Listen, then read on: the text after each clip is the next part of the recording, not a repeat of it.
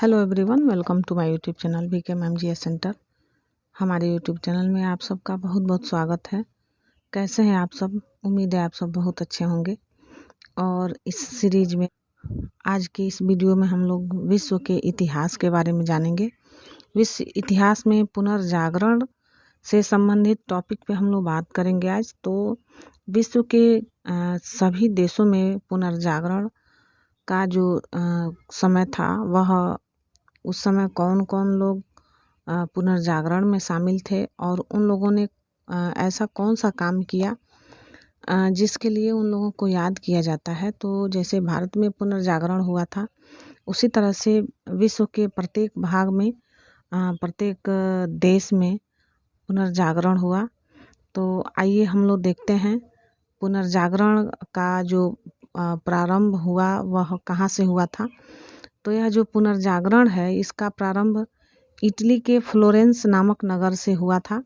यानी फ्लोरेंस नगर से माना जाता है। जो फ्लोरेंस नगर कहाँ पे है? तो इटली में है। और यहीं से पुनर्जागरण की उत्पत्ति हुई थी और यहीं से इसका प्रारंभ माना जाता है।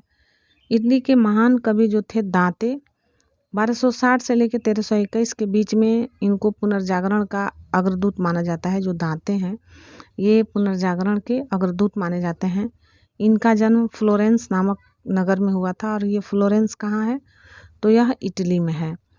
दांते ने प्राचीन लैटिन भाषा जो थी इटली की, उसको छोड़कर तत्कालिक इटली की जो बोलचाल की भाषा थी टस्कन, इस टस्कन भाषा में डिवाइन कॉमेडी नामक काव्य की रचना की। इसमें दांते ने स्वर्ग और नरक की एक काल्पनिक यात्रा का वर्णन किया है। तो यह जो दांते की जो काल्पनिक यात्रा है, इसका वर्णन किस काव्य में किया गया है? तो उसका नाम है डिवाइन कॉमेडी।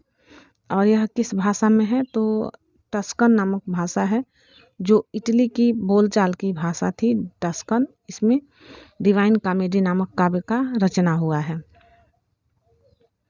दांते के बाद पुनर्जागरण की भावना का जो प्रश्रय है, वह प्रश्रय देने वाले जो दूसरे व्यक्ति हैं, उनका नाम है पेट्रार्क। 1304 ईस्वी से लेकर 1367 ईस्वी तक ये थे। और पेट्रार्क जो थे, ये पुनर्जागरण की भावना को प्रश्रय दिया। और ये पुनर्जागरण की भावना को प्रश्रय देने वाले दूसरे व्यक्ति हैं। ये जो पेट्रार्क है, इनको मानववाद का संस्थापक माना जाता है। वह इटली का निवासी था। यानी कि पेट्रार्क जो था, वह भी इटली का ही निवासी था। पुनर्जागरण के अग्रदूत माने जाने वाले जो थे दांते, इनका भी जो जन्म स्थान है या जो यहाँ के निवासी हैं, वो इटली के हैं। उसी तरह से पेट्रार्क भी इटली के ही थे, इटली के निवासी थे। और पेट्रार्क जो थे, ये मानववाद के संस्थापक माने जाते हैं। इटालियन गद्य का जनक या कहानीकार, यानी इटालियन जो गद्य है, इसका जनक कहानीकार बोकेसियो को माना जाता है। यानी बोकेसियो जो थे, वे इटालियन गद्य के जनक हैं। कहानीकार बोकेसियो की डेकामेरॉन नामक प्रसिद्ध पुस्तक है। यानी कि जो बोकेसियो हैं, उनका जो प्रसिद्ध पुस्तक है, उसका नाम है डेकामेरॉन। आधुनिक विश्व का प्रथम राजनीतिक चिंतक जो है फ्लोरेंस निवासी जो थे मैकियावेली, इनको माना जाता है कि आधुनिक विश्व का प्रथम राजनीतिक चिंतक। तो ये जो प्रथम राजनीतिक चिंतक जो है, वह कौन है? तो मैकियावेली है। इसको हम लोग राजनीति विज्ञान में इनके बारे में बहुत विस्तृत रूप से पढ़ते हैं।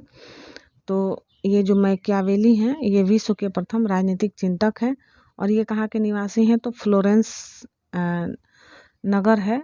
वह फ्लोरेंस नगर कहाँ पे है? तो इटली में है। यहीं के ये निवासी हैं। कौन? मैकियावेली।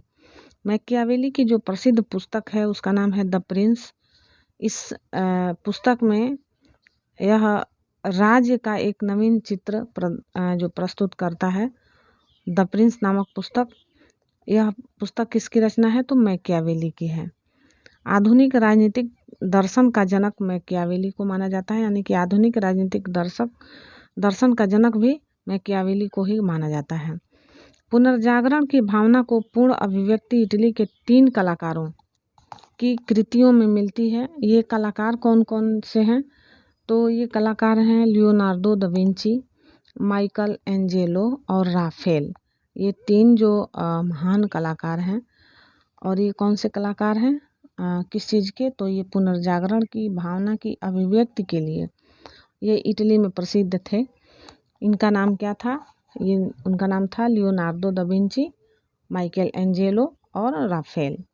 लियोनार्दो दा विंची एक बहुमुखी प्रतिभा संपन्न व्यक्ति थे। वह चित्रकार, मूर्तिकार, इंजीनियर, वैज्ञानिक, दार्शनिक, कवि और गायक भी थे।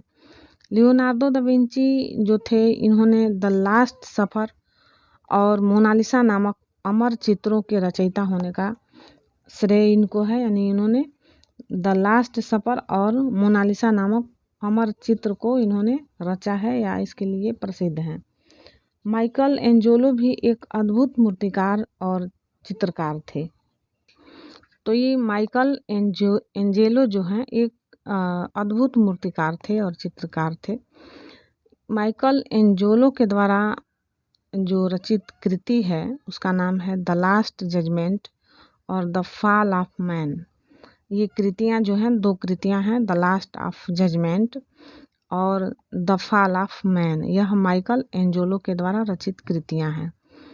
सिस्तान के गिरजाघर की छत में माइकल एंजेलो के द्वारा चित्र बनाया गया है। जो सिस्तान का गिरजाघर है उसकी छत में माइकल एंजेलो ने चित्र बनाया हुआ है।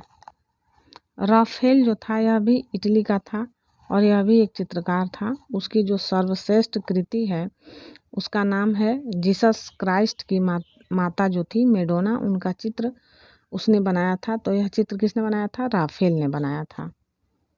पुनर्जागरण काल में चित्रकला का जनक जिसको माना जाता है उसका नाम है जियाटो। यानी जियाटो जो है उसको चित्रकला का जनक माना जाता है। कब का, तो पुनर्जागरण काल का। पुनर्जागरण काल का सर्वश्रेष्ठ निबंधकार कौन है, तो उसका नाम है फ्रांसिस बेकन। और यह फ्रांसिस बेकन जो है यह कहाँ का निवासी है, तो यह इंग्लैंड का निवासी है। हॉलैंड के इरास्मस नामक जो व्यक्ति हैं, इनका पुस्तक जो है द प्रेज ऑफ फॉली, इसमें पादरियों के जीवन पर प्रहार किया गया है, उनकी कुरीतियों पर प्रहार किया गया है। इंग्लैंड के लेखक जो थे टॉमस मूर, इनकी पुस्तक जो थी यूटोपिया, इसमें आदर्श समाज का चित्र प्रस्तुत किया गया है। तो आदर्श समाज का चित्र किस पुस्तक में प्रस्तुत है, तो उसका नाम है यूटोपिया। और यूटोपिया के जो लेखक हैं उनका नाम है टॉमस मूर। और ये टॉमस मूर कहाँ के हैं, तो इंग्लैंड के हैं। मार्टिन लूथर ने जर्मन भाषा में बाइबिल का अनुवाद प्रस्तुत किया था।